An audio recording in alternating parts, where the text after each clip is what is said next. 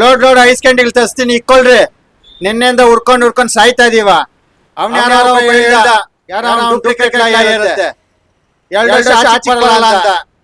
ಏನ ಬಂದಿಲ್ಲ, ಬೇಲ್ ಸಿಕ್ಕಿದೆ ತಾನೆ? ಬಿಡಿ, ವೈಯಕ್ತಿಕ ದೇಶ ಬಿಡಿ. ದರ್ಶನ್ ಅವರು ಯಾರ್ದು ₹1 ತಿಂದಿಲ್ಲ. ಸರ್ ಹೇಳಿ, ದರ್ಶನ್ ಸರ್ಗೆ ಬೇಲ್ ಸಿಕ್ಕಿದೆ. ಡಿ ಬಾಸ್ ಅಂದ್ರೆ ನಮ್ಮ ಗುರು ಅವರು ಅಂತಂದ್ರೆ ಡಿ ಬಾಸ್ ಅವರ ಅಭಿಮಾನಿ ಅಂತಲೇ ಖ್ಯಾತಿ ಆಗಿದ್ದಾರೆ. ಏನಂತೀರಾ ಇವತ್ತು?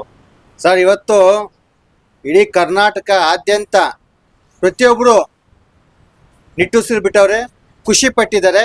ತಮ್ಗೆಲ್ಲ ಗೊತ್ತಿರ್ಬೋದು, ದರ್ಶನ್ ಅಣ್ಣವ್ರಿಗೆ ಬೇಲ್ ಸಿಗಿದೆ, ನಮಗೂ ಖುಷಿ ಇದೆ. ಹಾಗೆ ಅವರು ಬಿಡುಗಡೆ ಆಗಿ ಬಂದರೆ ತುಂಬ ಖುಷಿ ಆಗುತ್ತೆ. ಅವರು ನಿರಪರಾಧಿ ಅಂತ ಆಗಲಿ ಅನ್ನೋದೇ ನಾವೆಲ್ಲ ಇಡೀ ಕರ್ನಾಟಕದ ಜನತೆ ಆಸೆ. ಏನು ನಮ್ಮ ವಿರೋಧಿಗಳು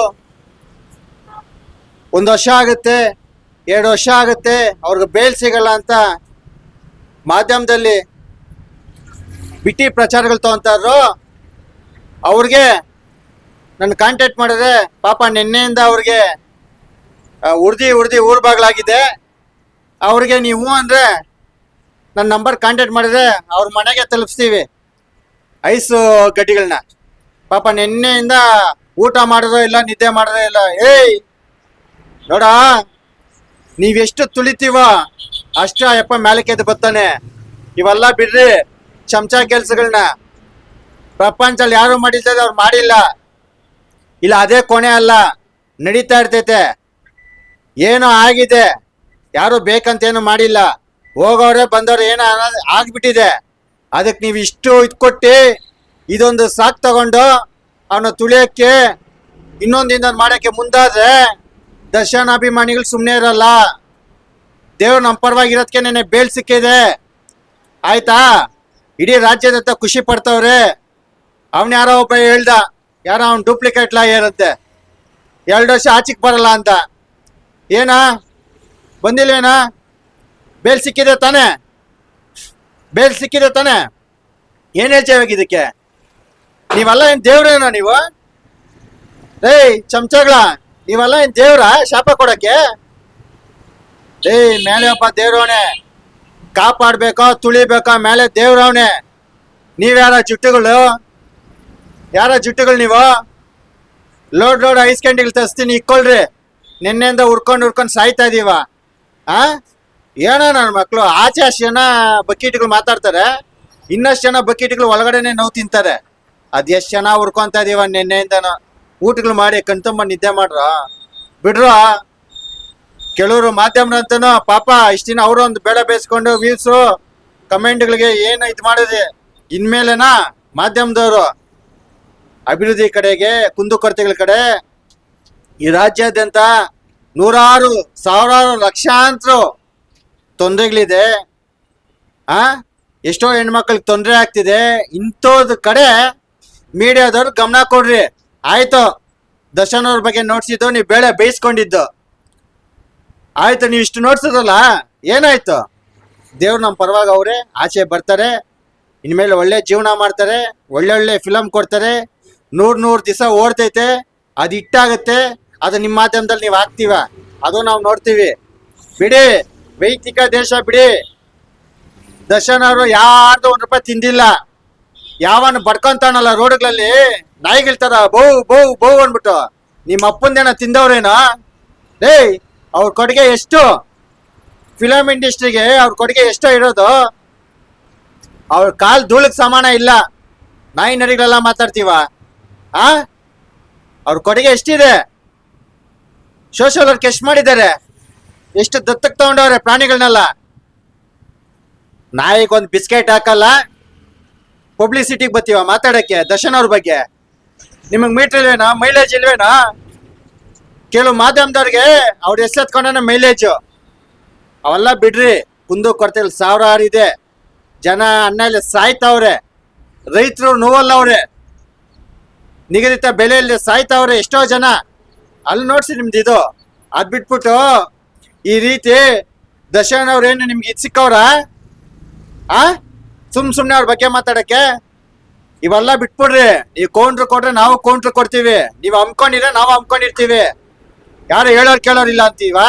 ಲಕ್ಷಾಂತರ ಜನ ನನ್ನಂತ ಕಾರ್ಯಕರ್ತಿದ್ದಾರೆ ಇದೀವಿ, ದರ್ಶನ್ ಅಭಿಮಾನಿಗಳು. ಇವೆಲ್ಲ ಬಿಟ್ಬಿಟ್ಟು ನಿಮ್ ಕೆಲಸ ನೋಡ್ರಿ. ಮೈಲೇಜ್ ತಗೊಳಕ್ ಹೋಗ್ಬೇಡ್ರಿ. ಅವ್ರು ಎತ್ಕೊಂಡು ಬರ್ತಾರೆ, ಇನ್ನು ಮೇಲೆ ಅವ್ರು ಹೊಸ ಹೊಸ ಫಿಲಮ್ಗಳು ಮಾಡ್ತಾರೆ, ಚೆನ್ನಾಗಿರ್ತಾರೆ, ಅವರು ಆರೋಗ್ಯ ಚೆನ್ನಾಗಿರ್ಲಿ ಅನ್ನೋದೇ ನಮ್ಮೆಲ್ಲ ಅಭಿಮಾನಿಗಳ ಆಸೆ. ಇವೆಲ್ಲ ಬಿಟ್ಬಿಡಿ. ಇನ್ನ ಅವ್ರು ಬರಬಾರ್ದು, ಇನ್ನ ಒಂದ್ ವರ್ಷ ಬರಬಾರ್ದು, ಇನ್ನ ಒಂದ್ 2 ವರ್ಷ ಬರಬಾರ್ದು, ಬಜಾರಲ್ಲಿ ನಾವಿರ್ಬೇಕು ಅನ್ಬಿಟ್ಟು ತಿರ್ಕೊಂಡ್ ಕಾಣಿಸ್ತಾ ಇದೀವ. ಅವೆಲ್ಲ ಬಿಟ್ಬಿಡ್ರಿ. ಅವ್ರು ಯಾರನ್ನೂ ತುಳ್ದಿಲ್ಲ, ಅವ್ರು ಯಾರನ್ನೂ ದೂರ ತಳ್ಳಿಲ್ಲ. ಅವರಿಂದ ಬೇಳೆ ಬೇಯಿಸ್ಕೊಂಡವ್ರೆ ಎಲ್ರು. ಅವ್ರು ಯಾವತ್ತೂ ಯಾರು ಕೆಟ್ಟದ್ ಬಯಸಿಲ್ಲ ದರ್ಶನ್ ಅವರು. ಆಯ್ತಾ? ಮನುಷ್ಯ ಏನ ಎಡವಿದ ತಕ್ಷಣ ಒಳ್ಳೊಳಗಡೆನೇ ಅವ್ನು ಖುಷಿ ಬೀಳ್ತೀವ. ಇವಾಗ ಬರ್ರಿ ನೋಡೋಣ. ಒಳ್ಳೇದು ಯಾವತ್ತು ಮಾಡ್ತೀವೋ ಅದು ಒಳ್ಳೇದು ಕಾಯ್ದಿರುತ್ತೆ.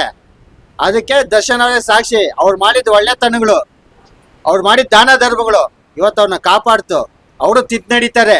ಇನ್ನು ಮೇಲೆ ಅವರು ಬುದ್ಧಿ ಕಲ್ತವ್ರೆ, ಯಾಗಿರ್ಬೇಕು ಅಂದ್ಬಿಟ್ಟು ಅವರು ಮಾಡ್ತಾರೆ, ಅವರು ಜೀವನ ಮಾಡ್ತಾರೆ. ನೋಡಿ ಹುಡ್ಕೊಳ್ರಿ. ಅವ್ರ ಒಳ್ಳೆತನನ ನೀವು ನೋಡಿ ಹುಡ್ಕೊಬೇಕು.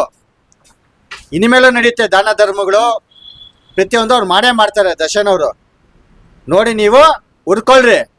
ಆಗಿಲ್ವಾ ಫೋನ್ ಮಾಡ್ರಿ, ಕಳ್ಸ್ಕೊಡ್ತೀನಿ ಐಸ್ ಲೋಡ್ಗಳನ್ನ, ಇಕ್ಕೊಳ್ರಿ. ನನ್ನ ಮಕ್ಳ, ನೀವು ಬೆಳೀರೋ, ನೀವು ದಾನ ಧರ್ಮ ಮಾಡ್ರೋ. ಬೆಳ್ದಿರೋ ಆಲದ ಮರನ, ಆ ಆಲದ ಮರ ನೆರಳಾಗಿ ಇದ್ಕೊಂಡು ಆಲದ ಮರಕ್ಕೆ ಕೆಟ್ಟದ್ ಬಯಸ್ತೀವಲ್ಲ ಲೇ. ನಿಮ್ಮಂತವ್ರು ಈ ಬಾಳೆಗಳು ಬಿಡ್ರ. ಇನ್ನು ಕೆಲವರು ದರ್ಶನ್ ಸರ್ಗೆ ಹಾ ದರ್ಶನ್ ಹಿಂಗೆಲ್ಲ ಕೆಟ್ಟದಾಗೆಲ್ಲ ಮಾತಾಡ್ತಾ ಇದ್ರು, ಗೌರವ ಕೊಡ್ದೇನೆ ಮಾತಾಡ್ತಾ ಇದ್ರು, ಇನ್ನು ಹೊರಗಡೆ ಬರೋದೇ ಇಲ್ಲ ಅಂತೆಲ್ಲ ಬೇಜಾನ್ ಎಗರಾಡ್ತಾ ಇದ್ರು ಕೆಲವರು. ಅಂತವ್ರಿಗೆಲ್ಲ ಏನ್ ಹೇಳ್ತೀರಿ ಸರ್? ದರ್ಶನ್ ಅವರು 25 ವರ್ಷ ಮಾಡಿ ಇಂಡಸ್ಟ್ರಿ ಬೆಳ್ಕೊಂಡ್ ಬಂದವ್ರೆ. ಯಾವ್ದೋ ಈ ಜುಟ್ಟುಗಳು ಕಾಂಜಿ ಪಿಂಜಿ ನನ್ನ ಮಕ್ಳು, ಏಯ್ ನೀನ್ ಹಂಗೋ ಹಿಂಗೋ, ನೀನ್ ಹಂಗ್ ಮಾಡ್ತೀನಿ ಹಿಂಗ್ ಮಾಡ್ತೀನಿ ಇಂತ ನನ್ನ ಮಕ್ಕಳನ್ನ ದರ್ಶನ್ ಅವರು, ದರ್ಶನ್ ಅಭಿಮಾನಿಗಳು ಒಪ್ಕೊಂಡ್ಬಿಡ್ತೀವಿ. ಇಂಥ ನನ್ನ ಮಕ್ಕಳು ಬೇಜಾನ್ ಜನ ನೋಡ್ಬಿಟ್ಟಿದೀವಿ. ಇವ್ ಹೆಂಗ್ ಗೊತ್ತಾ? ಟ್ರೀಸರ್ ಇದ್ದಂಗೆ ಹಂಗ್ ಬಂದಂಗೆ ಹೊರಟೋಗ್ತಾರೆ. ನಾವು ಫಿಲಮ್ ಇದ್ದಂಗೆ, ಟ್ರೀಸರ್ಗೆ ಬೆಲೆ ಇಲ್ಲ, ಫಿಲಮ್ಗೆ ಬೆಲೆ ಅಂತ ನನ್ನ ಮಕ್ಳು ಇವ್ರು. ಇವ್ರೇನಿಲ್ಲ, ಇವ್ರು ಎಷ್ಟು ಮಾತಾಡ್ಲಿ ಆ ಯಪ್ಪನ್ ಗೌರವ ಧಕ್ಕೆ ಆಗಲ್ಲ. ಆನೆಗೆ ಆನೆ ಜೊತೆಗೆ ಗುದ್ಲಾಡ್ಬೇಕು, ನರಿಗಳ ಜೊತೆಗ ನಾಯಿಗಳ ಜೊತೆಗೆ ಆನೆ ಫೈಟ್ ಮಾಡಿದ್ರೆ ಆನೆಗೆ ಗತ್ತಿರಲ್ಲ. ಹಂಗೆ ಈ ನನ್ನ ಮಕ್ಕಳು ನಾಯಿ ನರಿಗಳಿಗೆಲ್ಲ ನಾವು ಆನೆಗಳಿದ್ದಂಗಿದ್ದೀವಿ. ದರ್ಶನ್ ಆಗಿರ್ಬೋದು, ಅವ್ರ ಅಭಿಮಾನಿಗಳಿರ್ಬೋದು, ಇವ್ರ ಲೆಕ್ಕನೇ ಇಲ್ಲ.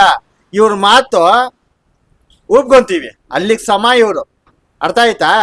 ದರ್ಶನ್ ಅವ್ರ ಆನೆ, ಮಾತಾಡೋರು ನಾಯಿ ನರಿಗಳು. ಇವ್ರನ್ನ ಊಗೊಂಬಿಡ್ತೀವಿ, ತಿರ್ಗಿ ನೋಡ್ರೆ ಇರ್ತೈತಾ? ಅಷ್ಟೇ, ಅಲ್ಲಿಗೆ ಸಮ ಅವರು. ನಿಗ್ರಹದೆಲ್ಲ ಬಿಟ್ಬಿಟ್ಟು ನಿಮ್ ಕ್ಯಾಮೆ ನೋಡ್ರಲ್ಲಿ ಕೆಲಸ ಕಾರ್ಯಾಲಯ ಯಾವಾಗ ನೋಡೋ ದರ್ಶನ್ ಅಂತೀವ. ನನ್ನ ಮಕ್ಳು ಇವಾಗ ಕೆಲ್ಸಗಳೇನ ನೋಡ್ಕೊಳ್ರಿ, ಬಂದವ್ರು ಆಚಿಕೆ ಅವರು. ಹೇಳಿ ಸರ್.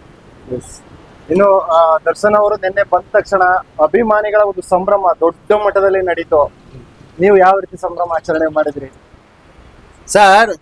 ಸಂಭ್ರಮ ಅಂದ್ರೆ ನಿಮಗೆ ಒಂದು 100ಕ್ಕೆ ನಿಮ್ಮ ಮಾಧ್ಯಮದಲ್ಲಿ ಇಲ್ಲ ನಿಮ್ಮ ಯೂಟ್ಯೂಬಲ್ಲಿ ಬೆಳವಣಿಗೆ ಒಂದು 2-3% ನೋಡಿಬಿಡು ಅಷ್ಟೇ.